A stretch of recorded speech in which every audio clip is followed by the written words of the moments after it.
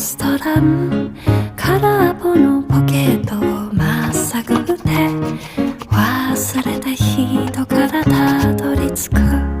予約は一つもありません。森の小さなレストラン、空席だらけのランチ時、